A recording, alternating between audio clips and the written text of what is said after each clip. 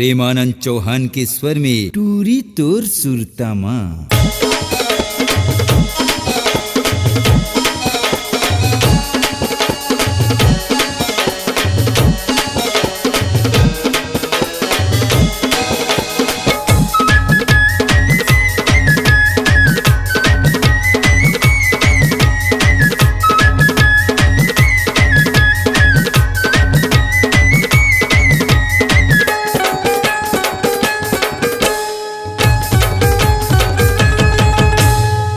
मन सही पूरी चुंदी कटवा के तीन शनिचर का भूआथे सोमवार के। पूरा मन सही पूरी चुंदी कटवा के तीन शनिचर का भूआथे सोमवार के।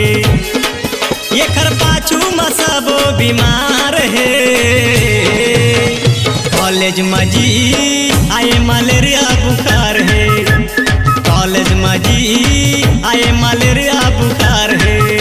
मलेरिया बुखार है, मलेरिया बुखार है, मलेरिया बुखार है, मलेरिया बुखार है।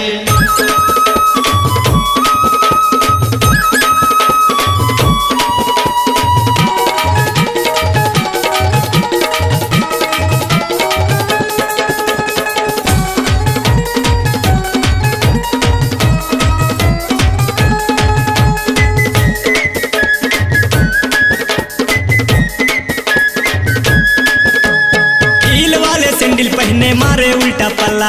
बिजली कस करेंट लागे 200 वाट के झटका। 200 वाट के झटका जी, 200 वाट के झटका, 200 वाट के झटका जी, 200 वाट के झटका। हील वाले सैंडल पहने मारे उल्टा पल्ला।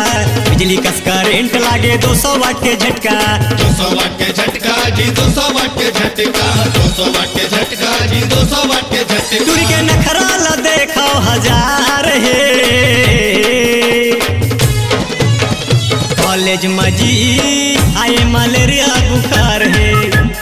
कॉलेज में जी आए मलेरिया बुखार है। मलेरिया बुखार है, मलेरिया बुखार है, मलेरिया बुखार है, मलेरिया बुखार है।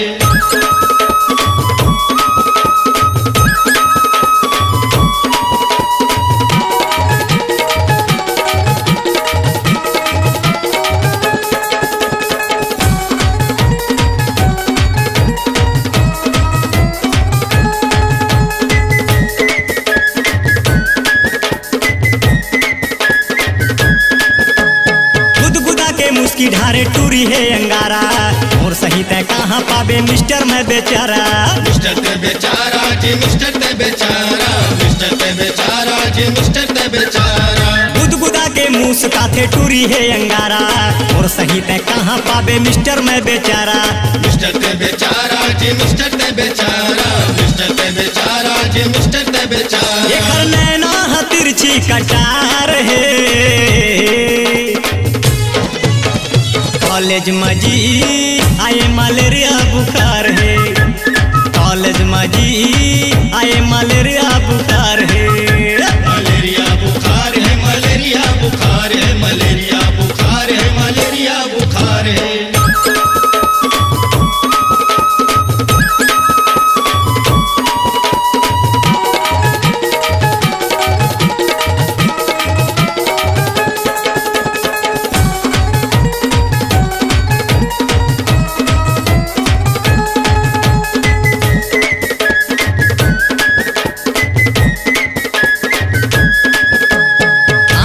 झंझा दे वो लूट ली ही बाली। कंवर धामा तारा के चल भागी कोटा पाली।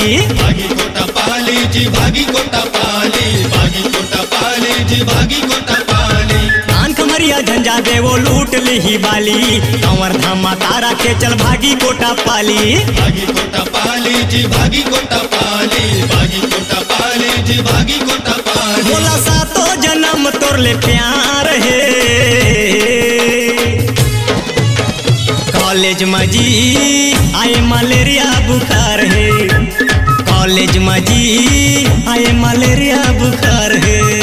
मलेरिया बुखार है, मलेरिया बुखार है, मलेरिया बुखार है, मलेरिया बुखार है। पूरा मन सही पूरी चुंदी कटवा के दिन शनिचर का भूआथे सोमवार के पूरा मन सही टूरी चुंदी कटवा के दिन शनिचर का भूआथे सोमवार के ये खर पाछू मसबो बीमार है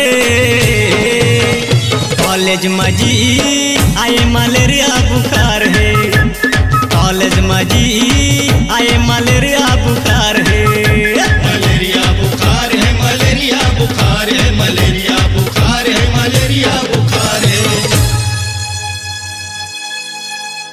छत्तीसगढ़ी लोक कला मंच प्रीत के रानी अचानकपुर मुंगेली की प्रस्तुति टूरी तोर सुरतामा।